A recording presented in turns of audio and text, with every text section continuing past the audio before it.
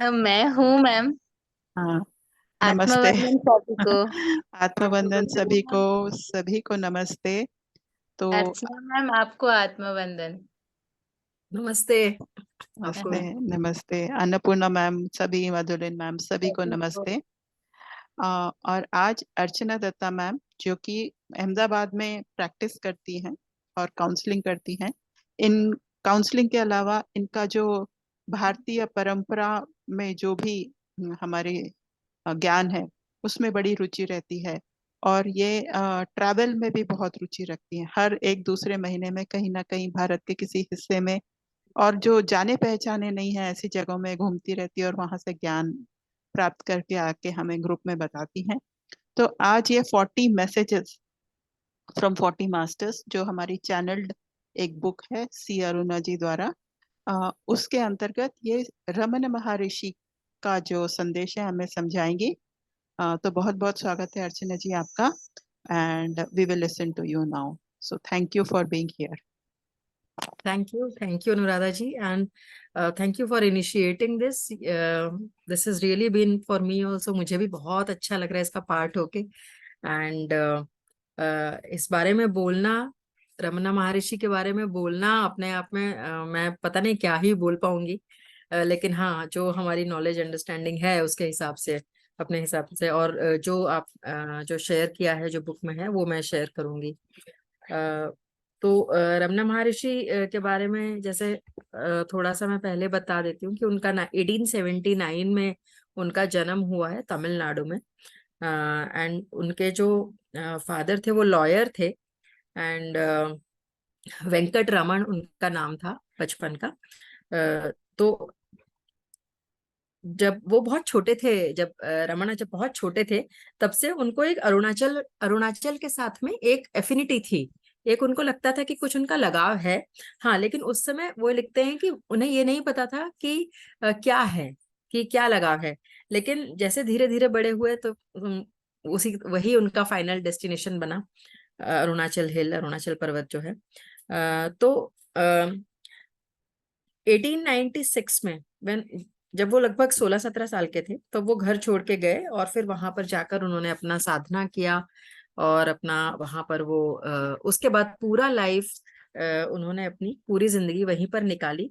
करीब 71 की एज में उन्होंने फिर समाधि ली। तो एक टाइम पे उनकी मदर और उनका भाई भी उनके पास आ गए थे उनको ज्वाइन करने के लिए। और वो भी उनके साथ ही वहां पर रह रहे थे। उनकी मदर भी वहीं पर उनके आश्रम में वहीं पे सेवा करने लगी, और धीरे धीरे वहां पे आश्रम पूरा एक वो डेवलप हुआ। तो ये थोड़ा सा उनके बारे में था। अभी मैं ये बुक में से शेयर करूंगी जो चैनल किया है। तो उसमें उसमें ये बताया है कि जो रमना महर्षि का जो उसमें मैसेज है कि life is a learning period. पूरा जीवन काल जो है ये एक ज्ञान यज्ञ की तरह है। और ज्ञान प्राप्त करना ही इस जीवन का पर्पस है। और ज्ञान प्राप्त कर कर अपने आप में जो हमें अपनी अवेयरनेस और कॉन्शियसनेस में जो चेंज लाना है, जो उसको बढ़ाना है, वो इसका हमारा काम है इस जन्म का, इस लाइफ का। तो जितनी सिचुएशंस हमारी लाइफ में आती हैं उन सब का पर्पस है कि हमारी कुछ लर्निंग हो। तो इसी पर्पस से सब सिचुएशंस आती हैं।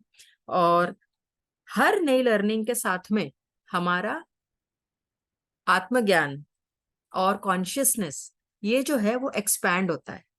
Awareness and consciousness expands with every new learning.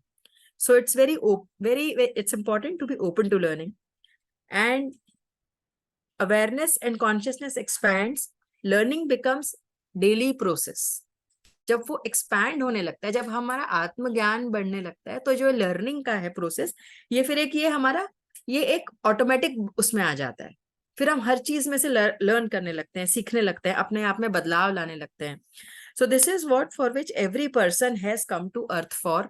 ये सबसे इंपॉर्टेंट चीज मुझे इसमें ये मैथ इसमें लगी कि एवरी पर्सन, हर कोई यहाँ पर इस प्लेनेट पे, इस प्लेन पर इसीलिए आया है कि वो लर्निंग करे और अपने अपना अवेयरनेस और कॉन्शियसनेस को उसको एक्सपैंड करे।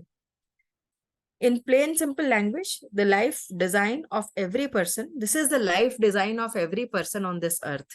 ये लिखा है उन्होंने कि यही हमारे जीवन का जो है तरीका है, यही हमें हमारा लाइफ डिजाइन है कि हमें सीखना है, लर्निंग करना है और अपने आप को एक्सपैंड करना है. As long as you are striving to be lazy, you shall born again and again. ये एक लाइन है उसमें बहुत अच्छी, जो कि जब तक आप आलस दिखाएंगे अपने शरीर, मन और इंटेलेक्ट, मन, बुद्धि और शरीर, जब तक इन तीनों में तक ये जन्म बार बार हम इसमें से निकल नहीं पाएंगे, जीवन मृत्यु के चक्र में से, और बार बार हम इसी में घूमते रहेंगे. तो जीवन का हमारा जो ज्ञान यज्ञ जो है, जो वो यही है कि हम लोग अपने बुद्धि, मन और शरीर, इन तीनों को काम पर लगाएं, इन तीनों को अच्छे से इनको समझें और कैसे इनको वो करना है, कैसे इनमें से हमें ज्ञान प्राप्त करना है रोजमर्रा की लाइफ में. So once you start learning every moment, you learn the secrets of this silent and mechanical universe at work. तो जब आप हर मोमेंट सीखने लगते हैं, जब आप हर मोमेंट किसी इंसान से या प्रकृति में हैं या किसी भी चीज से जब आप सीखते हैं, तो आप इस यूनिवर्स का, ये कॉस्मिक काम, ये पूरा यूनिवर्स कैसे चल रहा है, सब कुछ कैसे हो रहा है, ये आपको धीरे धीरे समझ आने लगता है. And you will notice that it is ruthlessly doing its duty. वो जो है अपना काम कर रहा है, उसमें कुछ भी ऐसा नहीं है कि किसी के साथ अच्छा या बुरा हो रहा है, ये सिर्फ हो रहा है. फिर हमें वो एक देखने की क्षमता हमें एक लर्निंग के लेवल के बाद में हमें आनी चाहिए.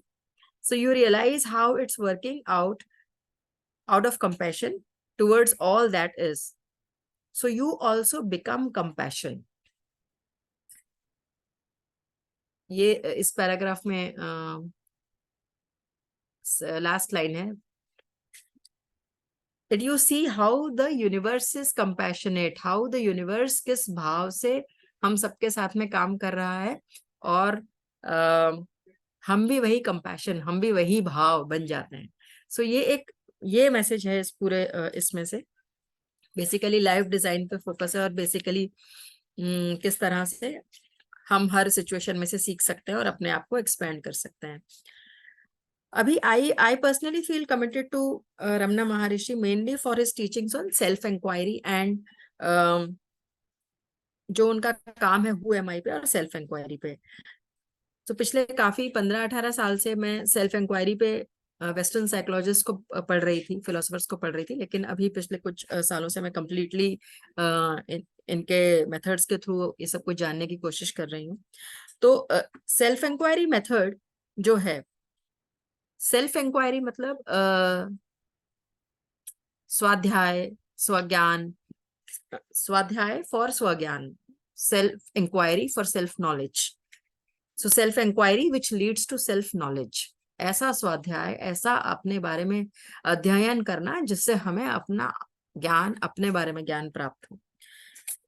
तो अब कैसे होगा सेल्फ इंक्वायरी? जो इनका जो रमना महर्षि बताते हैं वो ये बताते हैं कि सबसे इंपॉर्टेंट है क्वाइटनिंग द माइंड, अपने मन को चुप करना, क्योंकि वहां पर कंटिन्यूअसली बातें चल रही हैं.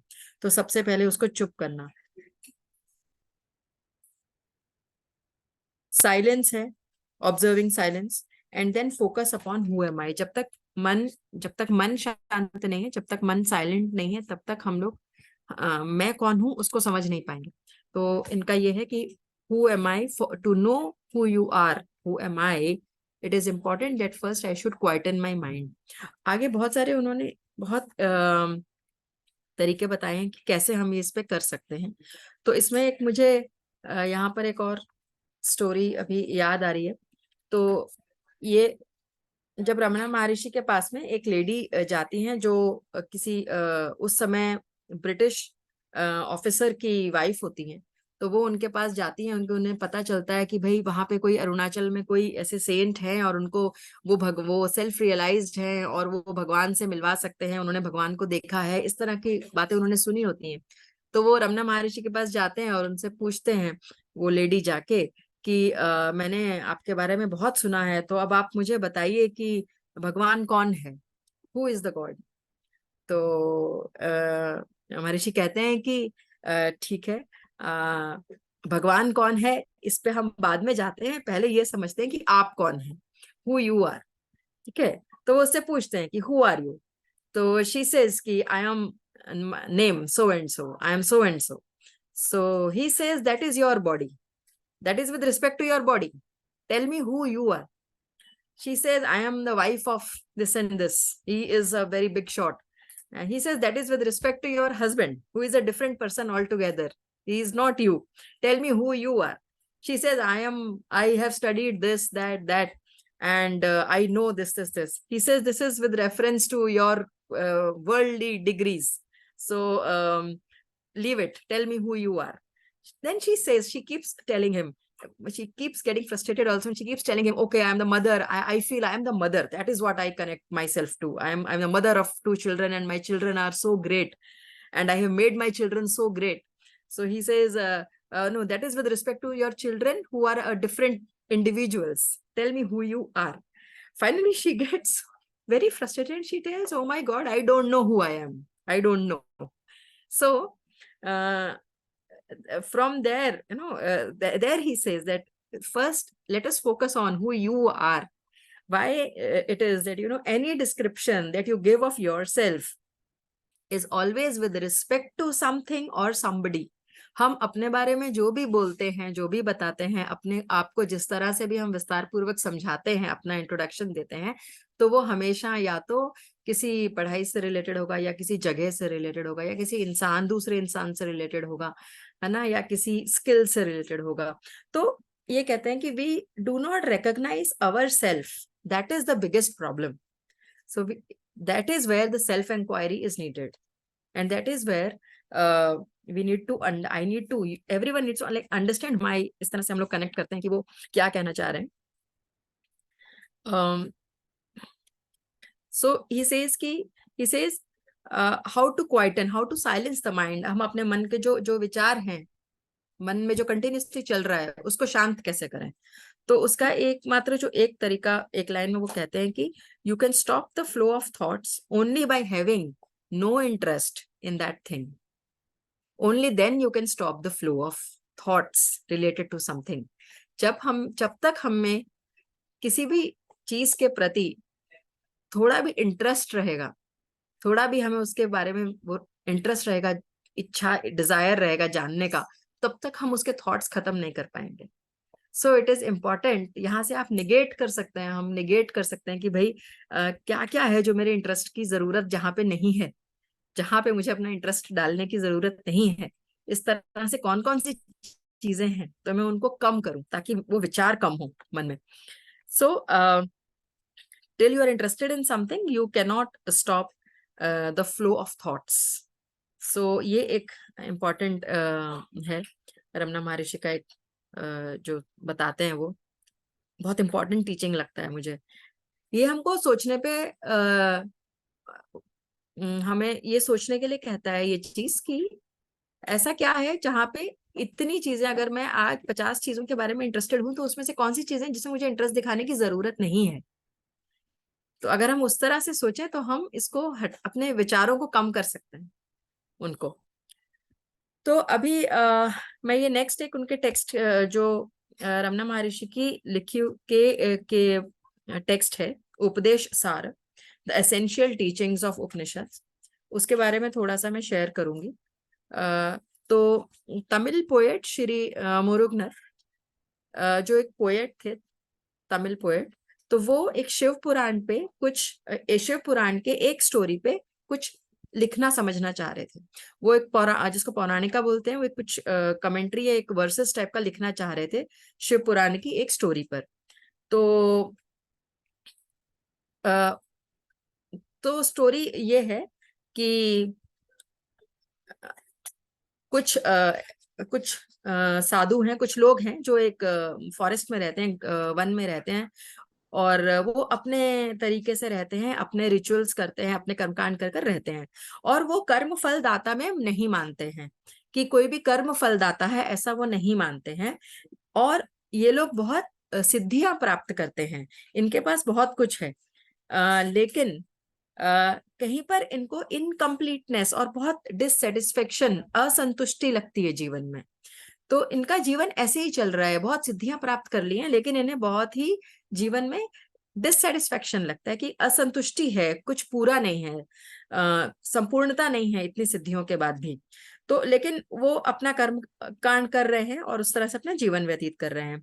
तो एक बार भगवान शिव को ऐसा लगता है, ये एक शिव पुराण की स्टोरी है, तो भगवान शिव को ऐसा लगता है कि इनको आत्मज्ञान के मार्ग पर लाना चाहिए। तो वो क्या करते हैं, वो एक सुंदर से योगी का वेश धारण करते हैं और वो उनके आश्रम के पास जाते हैं। तो उसमें ये होता है कि उनके आश्रम की जो भी स्त्रियां हैं, जितनी हैं, उनके जो वाइव्स हैं, तो जब they see him, so they get attracted to him. वो उन्हें लगता है कि ये कौन है ये योगी, और वो उसके पीछे पीछे चल पड़ती हैं सारी स्त्रियां। तो जो वहां के जो लोग हैं, जो जो आश्रम के जो वासी हैं और ये जो बाकी लोग हैं, इन्हें बहुत गुस्सा आ जाता है कि ये किसके पीछे जा रही हैं, ये कौन है। तो वो भी उस तरफ जाने लगते हैं उनको ढूंढने के लिए। और तभी जो भगवान विष्णु है वो मोहिनी के रूप में उधर आते हैं। तो जब वो वहां आते हैं तो जो सारे ये एसेटिक्स हैं, ये उनकी तरफ चल पड़ते हैं, मोहिनी की तरफ। तो थोड़ी दूर ले जाके अलग मोहिनी फिर गायब हो जाते हैं। तो तब उन्हें समझ आता है कि ये कुछ हमारे साथ चल रहा है, ये इतना सरल नहीं है जो दिख रहा है। तो उन्हें समझ आता है कि भाई ये भगवान शिव है जो हमारे साथ कुछ लीला कर रहे हैं, और भगवान शिव उनको दर्शन देते हैं और उनको बताते हैं कि भाई आप लोगों को एक आत्मज्ञान के मार्ग पे ले जाने के लिए मैं आया हूँ। तो वो बताते हैं उनको कि जो दुख का और डिससेटिस्फेक्शन का, असंतुष्टि का जो भी रूट कॉज है, the root of sorrow is not the lack of power but the lack of self knowledge। सो ये वो बताते हैं उनको कि जो दुख और असंतुष्टि जो आपको है, उसका जो कारण है वो सिद्धियों की कमी नहीं है या साधनों की कमी नहीं है, वो आत्मज्ञान की कमी है, उस वजह से सारे दुख है। तो ये उनको समझाते हैं। इसके बाद जो भगवान शिव हैं वो इन लोगों को ये पूरी नॉलेज देते हैं कि कैसे आध्यात्मिक पथ पर चला जाए। अब यहाँ तक जो वो मुरुगुनर थे, उन्होंने कहानी अपनी, उन्होंने अपना यहाँ तक लिखा, लेकिन अब भगवान शिव का संदेश देना उनके लिए मुश्किल हो रहा था कि भगवान शिव उनको आध्यात्मिक संदेश कैसे देंगे। तब उन्होंने रमना महर्षि को के पास वो आए और उन्होंने उनसे कहा कि मुझे आप इसमें हेल्प करिए, कि ये आप मुझे लिख के दीजिए कि भगवान शिव ने कैसे उनको समझाया, क्या आध्यात्मिक संदेश दिया। तो ये रमना महर्षि ने उसके आगे ये बुक लिखी, उपदेश सार। बुक नहीं लिखी उन्होंने, टेक्स्ट लिखा जिसे अब हम बुक के रूप में पढ़ते हैं। तो उन्होंने 4 मार्ग जो बताए, और ये ऐसा बोलते हैं कि ये इसमें है कि ये जो वर्ड्स है, the words come from the very depth of his own realization of the supreme.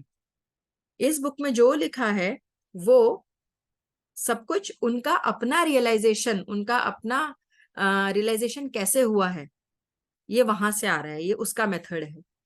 तो इसका मैं थोड़ा सा यहाँ पे ये शेयर करूंगी। तो उन्होंने जो 4, हमको पता ही है वैसे, ये जो 4 उन्होंने मेथड जो बताए हैं कि 4 मेन स्पिरिचुअल पाथ्स, कर्म योग, डिवोशन, अष्टांग योग एंड ज्ञान योग। So the goal of all these paths is to establish mind in the heart. The goal of all these paths is to establish mind in the heart. What is heart? He has written, heart is the core, which is Sat Chit Anand, which is Satyam Shivam Sundaram. Whatever words we use or we understand. So mind is the man, which is always vigilant, which keeps moving between likes and dislikes, like and there are which keeps bringing lot of vicharas, बहुत सारे जो thoughts हैं हमारे, सब निकलते रहते हैं वहां से।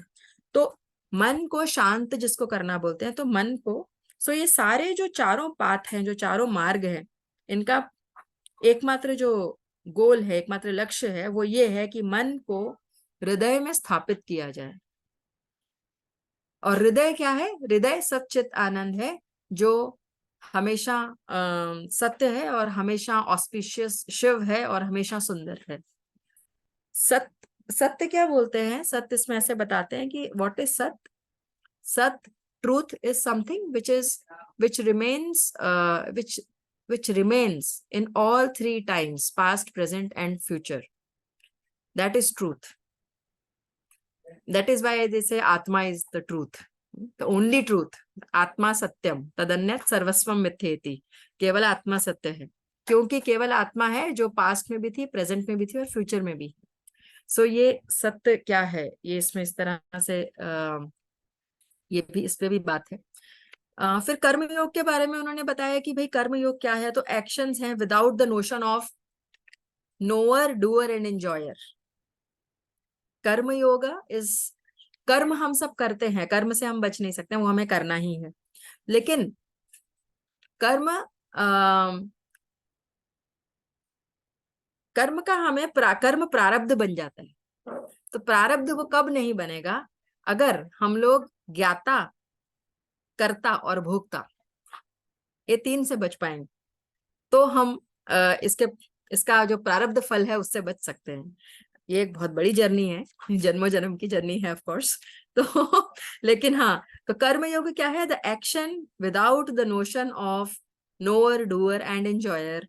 ना तो मैं ज्ञाता हूं, ना तो मैं करता हूं और ना मैं भोगता हूं.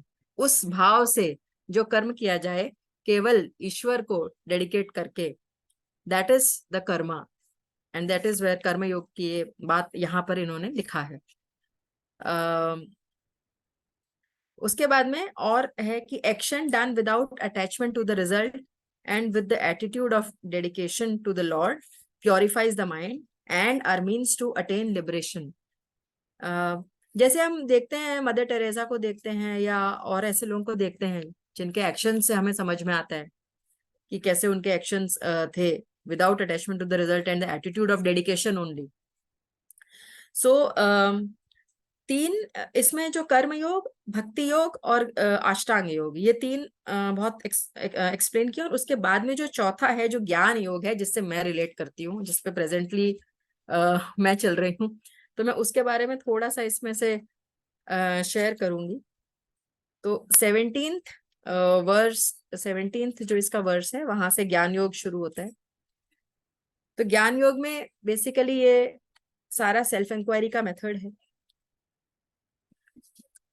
The focus of this is upon the path of knowledge. It explains, इसमें जो क्वेश्चंस लिए गए हैं ज्ञान योग वाले पार्ट में, जो क्वेश्चंस लिए गए हैं जिनका आंसर उन्होंने किया है, वो क्वेश्चंस ऐसे हैं जैसे कि व्हाट इज माइंड, मन क्या है. आई थॉट, अहम वृत्ति, अहम कौन है, क्या है. व्हाट इज सेल्फ इंक्वायरी, स्वाध्याय क्या है और कैसे करना है. ठीक है. डिस्ट्रक्शन ऑफ ईगो, अहंकार का डिस्ट्रक्शन, अहंकार को नाश कैसे, अहम नाश कैसे करना है. ट्रू सेल्फ क्या है. And finally who am I, self and self realization. ठीक है. तो ये कैसे होता है, लिबरेशन, जो लिबरेशन है वो क्या है. तो ये पूरी चीजों के बारे में इस वाले पार्ट में बात किया है इन्होंने. और विजन ऑफ द लॉर्ड, भगवान कौन है. विजन ऑफ सेल्फ, तो फिर सेल्फ कौन है, और सेल्फ नॉलेज किसको कहा जा सकता है. और फिर आत्मदर्शन, सेल्फ रियलाइजेशन किसे कहा कहते हैं. इन सब उन्होंने इन सब चीजों पे बात किया है. तो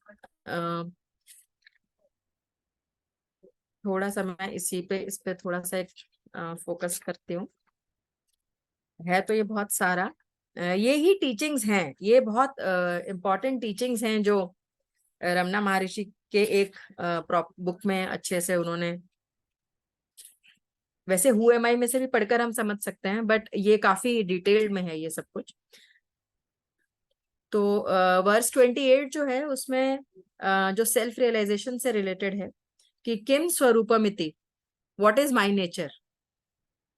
सो thus inquiring on self realization one knows, self inquiry करते करते जैसे हमें पता चलता है कि मैं क्या हूं, तो मैं अव्यय, अभाव, आपूर्ण, चित्त और सुखम.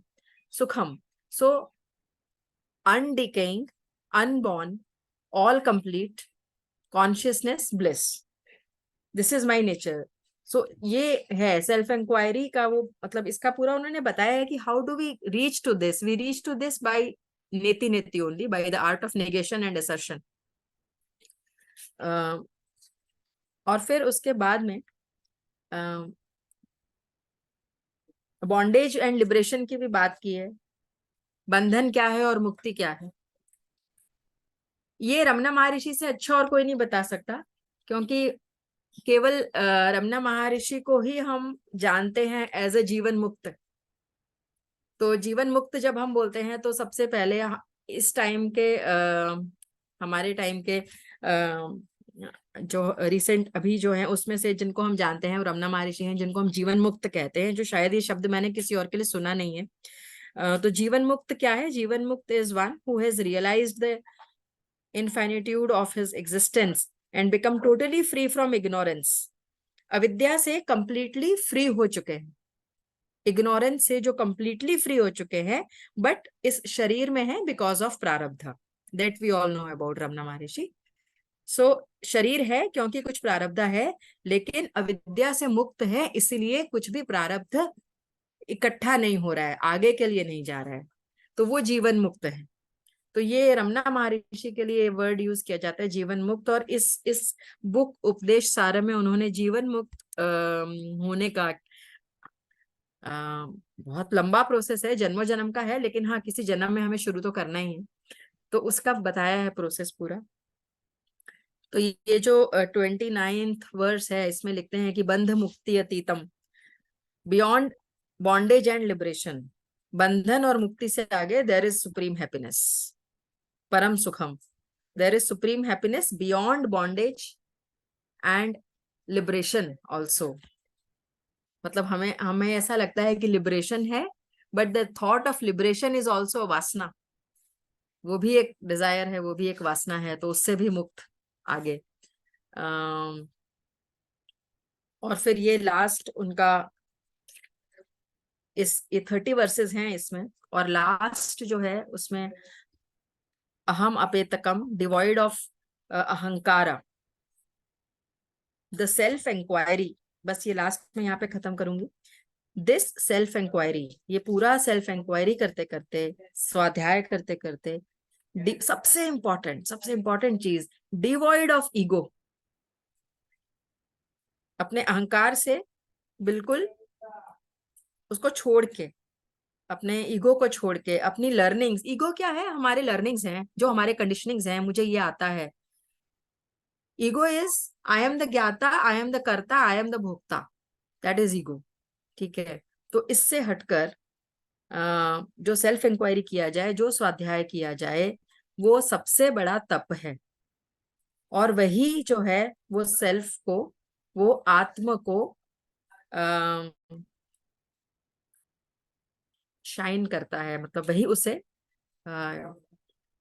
एग्जैक्ट वर्ड क्या यूज करूंगी मैं इसके लिए, वही उसको रिवील करता है। The self inquiry which is devoid of ego, that is the great penance which is the revealer of the self. ठीक है, सेल्फ इंक्वायरी स्वाध्याय का मेथड जो अहंकार से बिल्कुल जिसमें बिल्कुल अहंकार नहीं है, वो सबसे बड़ा तप है। और वही हमारे वही हमें आत्मदर्शन करवाता है। ठीक है, वही हमें आत्मदर्शन करवाता है। And this is the self realized truth uttered by sage Ramana. So last में एक मैं मंगल चरण हम लोग करते हैं। सो जब भी रमना महर्षि की बात करते हैं, सो ये जो है ये उनका सेल्फ रियलाइज, सबसे अच्छी चीज इस बुक की है कि ये सेल्फ रियलाइज्ड ट्रूथ है, uttered by Shri Ramana. The words come from the depth of his own realization of supreme. उनका जो कैसे उन्होंने आत्मसात किया, कैसे उन्होंने आत्मदर्शन किया, उसका पूरा ये तरीका है, उन्होंने बताया है। अलग अलग लोग इसे अलग अलग किस तरह से हम लोग कर सकते हैं, डिपेंडिंग ऑन हम सबका जर्नी इस वक्त कहाँ किसका कैसे चल रहा है, किसको क्या ज्यादा किससे एसोसिएशन किससे होता है, भक्ति से होता है, कर्म से होता है, ज्ञान से होता है, या अष्टांग से किससे होता है। हर तरीका है, इन्होंने बताया है बहुत अच्छा की जानने का। एक एक क्लास में ये मंगलाचरण पढ़ती हूँ। अंतरयश्च बहिर्विधूततिमिरम् ज्योतिर्मयं शाश्वतम् स्थानं प्राप्य विराजते विनमताम् अज्ञानमुन्मूलयनः पश्यन् विश्वमपि इदमुलसितयो विश्वस्यापारे परः तस्मै श्रीरमणाय लोकगुरवे शोकस्य हन्तरे नमः। सो ऐसे रमण महर्षि जो अज्ञान का उन्मूलन करते हो, शोक का हनन करते हो, उनको नमन। इसके साथ मैं अपना पूरा करती हूँ। बहुत बहुत धन्यवाद अर्चना जी। सुनते सुनते जो अब मेरे मन में कितने सारे ख्याल आए, और आपको सबसे धन्यवाद क्योंकि आपने हमें रमन महर्षि के टीचिंग से इंट्रोड्यूस कराया है। तो मैं तो इतना ही कहूंगी, बाकी मैं रीता मैम, बाकी सब जो जुड़े हुए हैं अभी तक, उनसे मैं पूछूंगी वो क्या कहना चाहते हैं। बहुत बहुत धन्यवाद, आपने बिल्कुल उनका विस्तार से उनके क्या उन्होंने बताया है, ये यहाँ पर बताया। और चैनल मैसेजेस में भी ये कहा कि उन्होंने जो चैनल मैसेज कहा कि लाइफ डिजाइन को समझिए, और हमें हर समय जो है कर्ता, मतलब कर्ता भाव नहीं, हर टाइम काम करते रहना है, आलस्य से दूर काम करते रहना है, क्योंकि हम उससे हट नहीं सकते। जी, मैं भी अब चुप रहूंगी, और कोई और अगर कुछ कहना चाहे, क्योंकि काफी चीजें इसमें आ गई हैं, तो थोड़ा एब्जॉर्ब करने में भी है ना। तो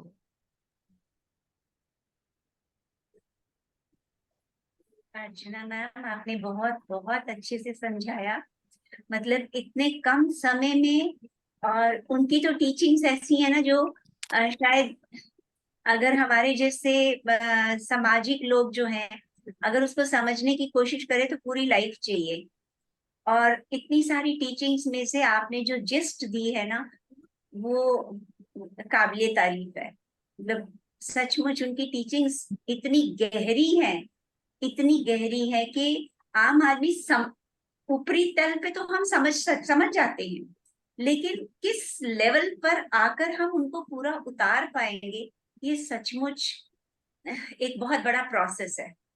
हाँ। और और आपने बहुत शॉर्ट टाइम में इतना कुछ उनके बारे में बता दिया। Thank you so much. Thank you. Thank you. Thank you.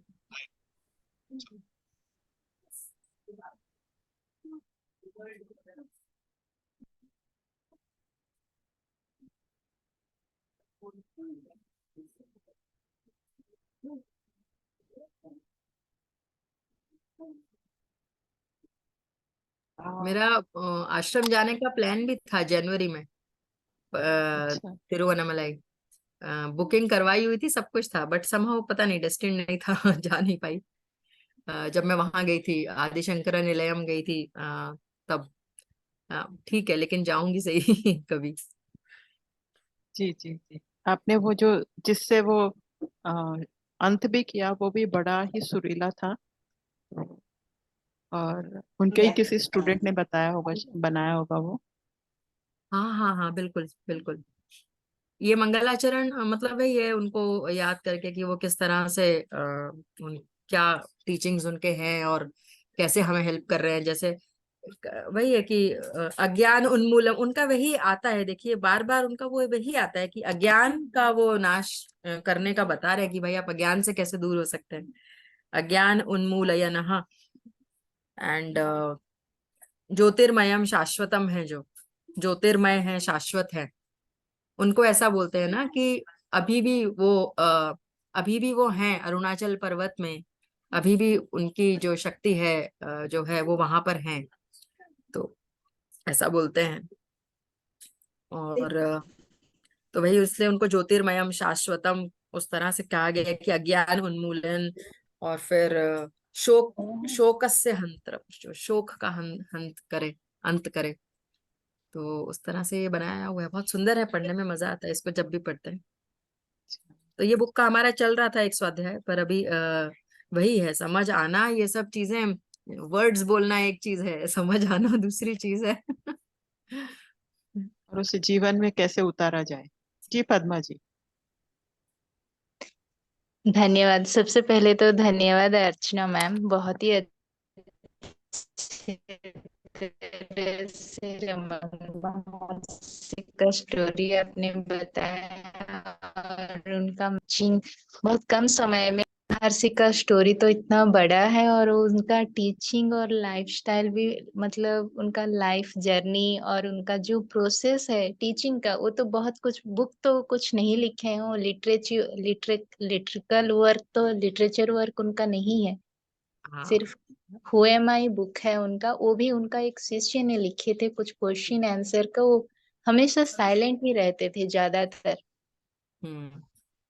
और रमन महर्षि का जो पहला सेल्फ रियलाइजेशन हुआ था एट द एज ऑफ 17, जब वो अपने चाचा के घर थे, मदुरई में, शायद मदुरई में ही थे।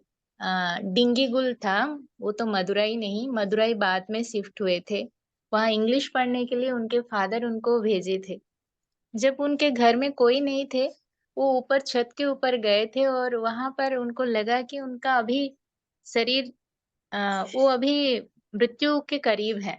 तो वो सोचे कि अरे मैं तो अभी मरने वाला हूँ, तो अभी घर में सबको बुला के हल्ला करने से क्या फायदा, मैं खुद अपना मृत्यु का साक्षी बनता हूँ। तो वहां से हिले नहीं, एक नीचे सो गए वो फ्लोर के ऊपर, और खुद को देखे कि उनके बॉडी में क्या क्या परिवर्तन हो रहे हैं, क्या क्या, what are the changes going in his body. तो वो चेंजेस देखने लगे कि पैर से मुंह तक, मतलब फेस तक कैसे चेंज होते हैं जब हमारा आत्मा जो है शरीर छोड़ता है। और तो वो उनको देखते देखते कुछ देर के बाद उनका शरीर एकदम अ, स्तंभ, मतलब निश्चल हो गया। तो वो बोले कि अरे अभी तो मेरा मृत्यु हो गया, अब घर के सब लोग आके कहेंगे कि रमन महर्षि, उनका नाम पहले वेंकट रमन था, बाद में रमन महर्षि उनका नाम। तो वेंकटरमन का तो मृत्यु हो गया, बोलेंगे घर के लोग सभी चले जाएं, ले जाएंगे, लेकिन मैं तो हूं अभी भी। इस तब उनको रियलाइज हुआ कि नहीं, इसका अर्थ मैं ये शरीर नहीं हूँ, मैं इस शरीर से परे हूँ, जो आत्मा हूँ, जो अभी मुझे आइदर ये लोग जला दे, या कुछ कुछ भी कर दे, लेकिन मैं तो रहूंगा। तो ये शरीर मैं नहीं हूँ, मैं शाश्वत हूँ, जो कि किसी चीजों से भी मेरा कोई भी प्रभाव नहीं होता। वो फर्स्ट सेल्फ रियलाइजेशन था। उनसे पहले उनका ना इतना गॉड के ऊपर या टेम्पल जाना, वो भी उनके इतना स्वभाव नहीं था। वो बहुत ही एक संग्रहाग्रही थे, जो भी, मतलब बहुत कॉन्सेंट्रेट, और बहुत ज्यादा सोते थे, ऐसे सोते थे कि उनका होश भी नहीं होता था, कोई उठाने से भी वो उठ नहीं पाते थे, इतना उनका कंसंट्रेशन बहुत ज्यादा था। तब उनको सेल्फ रियलाइजेशन हुआ कि नहीं, मैं शरीर नहीं। उस दिन से वो वो जो कुछ क्षणों का वो संतोष उनको मिला, खुद को साक्षी भाव में देखने के लिए, वो उस आनंद को पाने के लिए वो ना दिन रात तत्पर रहते थे कि जो खुश, मुझे जो आनंद जो मिला खुद को, मेरी बॉडी को देखते हुए साक्षी भाव में, मैं वैसे कैसे रहूं। तब उनका मेडिटेशन स्टार्ट हुआ। वो दिन जहां भी समय मिलता था, कहाँ पर भी, ये जगह नहीं, ये काम नहीं, आंख बंद करके बैठ जाते थे, आंख बंद करके बैठ जाते थे, और कुछ भी नहीं करते थे, और एक सेकंड में वो अपने शरीर को भूल जाते थे। ये तो कोई प्रारब्ध ही है, जो इतना कम समय में उनको सेल्फ रियलाइजेशन हो गया। इसके बाद वो अरुणाचल से उनका नाता कैसा है कि एक बार उनका, जब वो ये मदुरई में थे, तो उनके एक रिलेटिव्स मदुरई से आ रहे और तिरुवन्नामलाई गए थे, वहां से आए और उनको पूछा आप कहाँ से आ रहे? तो तिरुवन्नामलाई। वो बोले वो कहाँ पर है? तुम तिरुवन्नामलाई नहीं जानते? अरुणाचल है जो। तो जो अरुणाचल वर्ड वो सुने, तब से उनको लगा कि वो वर्ड उनको पहले से पता है, और वहां से उनको वो जिज्ञासा हुआ कि नहीं, मुझे वहां पर जाना है। उस दिन से दिन रात उनको सिर्फ एक ही ये था मन में कि मैं अरुणाचल जैसे भी हूँ पहुंच जाऊं। तो वहां से और उनको और भौतिक संसार के तरफ उनका मन ही नहीं था, और वो अरुणाचल जाने के लिए वो तत्पर हो गए, और एट द एज ऑफ 70 वो घर छोड़ दिए। उनके भाई थे वहां पर, नागस्वामी थे, नागस्वामी के साथ ये रहते थे मदुरई में। तो वो घर छोड़ के तिरुवन्नामलाई चले गए। वहां वो इतने दिन तपस्या की, एट द एज ऑफ 17 से स्टार्ट किया, और उनके जब वो तपस्या कर रहे थे, इतने छोटे सब लोग मंदिर में पहली बार जब अरुणाचल के जो शिवलिंग रहता है, अरुणाचल का जो शिवलिंग रहता है तिरुवन्नामलाई में, वो आकाश तत्व है, आकाश लिंग कहा जाता है। जब उनको देखे ना,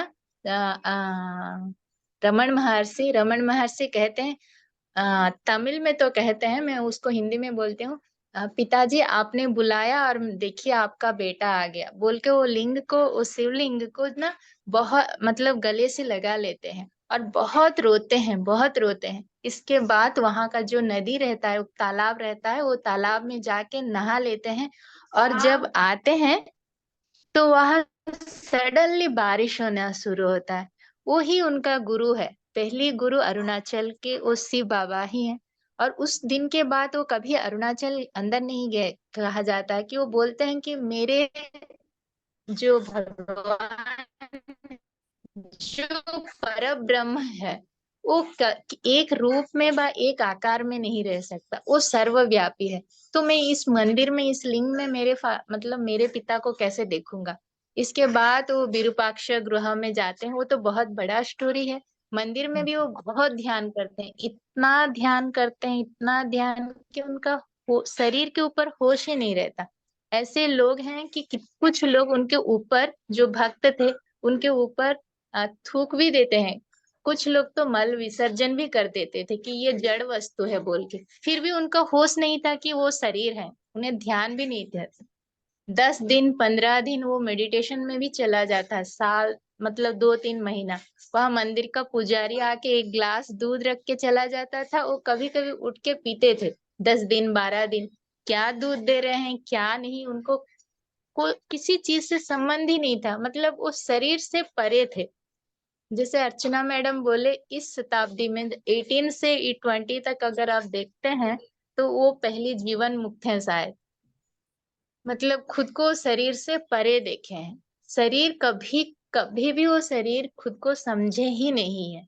आप सब लोग रमन महर्षि की स्टोरी बहुत ही इंस्पायरिंग स्टोरी है, बहुत बहुत, इतनी इंस्पायरिंग स्टोरी। आप जो भी बुक पढ़े या ना पढ़े, बायोग्राफी ऑफ रमन महर्षि लेकिन जरूर पढ़िएगा। मैं तो बहुत बार पढ़ चुकी हूँ, बहुत ही बार पढ़ चुकी हूँ, भगवान ने मुझे ये अपॉर्चुनिटी दी है। हु एम आई भी पढ़ी हूँ, ऑल इज वन, ये सब रमन महर्षि की हैं। बहुत अच्छे अच्छे बुक्स हैं, उनमें इतना नॉलेज है रमन महर्षि के बारे में, इतना भी। और एक छोटी सी स्टोरी है उनकी। एक बार रमन महर्षि के आश्रम में एक व्यक्ति आते हैं, भक्त। रमन महर्षि ऐसे पैर फैला के जैसे हमेशा सो के ऐसे बैठे रहते हैं, तो वो रमन महर्षि के पैर दबाते हैं। तो रमन महर्षि बोलते हैं तुम क्या कर रहे हो? तो वो बोलते हैं कि आपके पैर दबा रहा हूँ। क्यों? नहीं, गुरु के पैर दबाने से पुण्य होता है। तो बोलते हैं कि अच्छा, पैर दबाने से पुण्य मिलता है? तो रमन महर्षि बोलते, वो जब वो भक्त थोड़े देर के बाद उड़ जाते हैं, रमन महर्षि खुद अपने पैर दबाने लगते हैं। तो सब बोलते हैं महर्षि ये क्या बात है, आप अपने पैर दबा रहे हो, हमें बताओ हम दबाएंगे। नहीं नहीं भाई, तुम सभी को पुण्य मिल रहा है, ये पैर को दबाने से मुझे भी थोड़ा पुण्य चाहिए, मैं भी ये पैर को थोड़ा दबा दूं। तो अपनी बॉडी को वो अलग एक चीज के जैसे समझते थे। देखिए कितना, मतलब देह शरीर की स्थिति से बाहर, कभी अपने खुद को वो शरीर समझे ही नहीं है। कभी भी वो पहली बार वो जब 17 इयर्स में घर छोड़े थे, तो उनके भाई नागस्वामी के लिए एक लेटर लिखे थे कि वो बोलते हैं कि ये शरीर मैं नहीं लिखते। जब पहली बार सेल्फ रियलाइजेशन हुआ, उनका पहला लेटर था कि ये शरीर अपने पिता को ढूंढने जा रहा है। ये शरीर को तुम लोग ढूंढने की कोशिश मत करना। और मैंने आपने जो 5 रुपए दिए वहां से 3 रुपए ले लिए हैं और 2 रुपए रख दिया है। आपका कॉलेज का फीस मैंने चुकता नहीं किया है। और नीचे अपना नाम सिग्नेचर कुछ भी नहीं डालते। तो क्यों नहीं डालते? क्योंकि अभी उनका कोई नाम ही नहीं है। शरीर का नाम है, लेकिन उनका खुद का क्या नाम है? आत्मा का तो कोई नाम है। वो लेटर्स इतना अच्छा लगता है। वहां से उनका वो कभी भी कोई एड्रेस देता तो वो फाड़ देते थे। को खुद का नाम क्या है तो वो नहीं बोलते थे कि मेरा नाम ये है, क्योंकि उनका नाम ही नहीं, वो शरीर का नाम बोल। वो हमेशा बोलते थे कि ये मेरा शरीर है। इसी इंसान इन बोलेंगे उनको, वो भगवान के ही अवतार है, वो कुछ नहीं। लेकिन हम बहुत ही भाग्यशाली हैं, एटलीस्ट उनका बुक्स तो पढ़ पा रहे हैं। उनके साथ नहीं है लेकिन उनके बुक्स पढ़ रहे हैं, उनका नॉलेज को अपनी लाइफ में इम्प्लीमेंट करने की ट्राई तो कर रहे हैं, कोशिश तो कर रहे हैं। उतना हद तक जा पाए या नहीं पता नहीं, लेकिन वो बहुत ग्रेट चीज है। यही मैं कहना चाहती थी। और रमन महर्षि के ये इस वीडियो में रमन महर्षि का एक जो सबसे बहुत अच्छा मुझे लगता है, वो आज सबको मैं सुनाऊंगी। वो इतना अच्छा उनका है, मुझे सबसे अच्छा लगता है। On eternal forgetting the self is death, remembering it is life. Desire eternal life. Why? Because the present life is unbearable. Why is it so? Because because it is not your real nature. You are in true pure spirit, but you identify it with a body which is a projection of the mind, an objectifying thought, and the mind in its turn has originated from the pure spirit. Merely change of body is no good because there is only a transfer of the ego to the new body. Moreover, what is life? It is existence, and that is yourself. That is the true life, and it is eternal. Life in the body is conditioned life, but you are life unconditioned. You will recover your true nature as unconditioned life if the idea I am the body dies. ये महर्षि का बहुत बहुत ही अच्छा लगता है ma'am. इसीलिए मैं आप सभी को ये शेयर की, इतनी बड़ी आज उनके बारे में इतना चर्चा किए, तो धन्यवाद सभी को। सभी को धन्यवाद। वंस अगेन सभी को अर्चना मैम, आपको बहुत बहुत धन्यवाद। हाँ, आपने Thank you. दोनों ने ही हमें इतना सुनाया। हाँ, please Archana. Thank you Padma ji, इतना अच्छा शेयर करने के लिए। नहीं। हाँ मैम आप तो बहुत अच्छा शेयर किए मैम। मैं तो ऑटोबायोग्राफी ही पढ़ी हूँ रमन महर्षि का, सिर्फ इतना ही, और ज्यादा नहीं जानती रमन महर्षि के बारे में।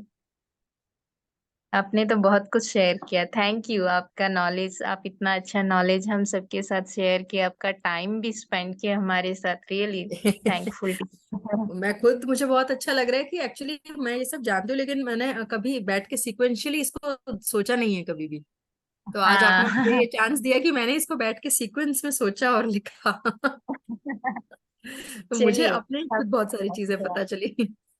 ठीक है। हमें भी बहुत प्रॉफिट हुआ। Thank you ma'am, thank you once again. Thank you, thank you. Yes, बोलो थैंक यू। पद्मा जी, आपका इनपुट भी बहुत बहुत अच्छा रहा। Thank you so much. Thank you मैं ऑल इस ऑफ सेशन को ना दोबारा Thank you. सुनूंगी, क्योंकि मेरे लिए ना काफी हो गया आज। हाँ बिल्कुल, बहुत ज्यादा है। मैं तो दोबारा सुनूंगी। Thank you ma'am, Thank thank you you, Archana ma'am, thank you Padma ma'am, thank you. Thank you masters.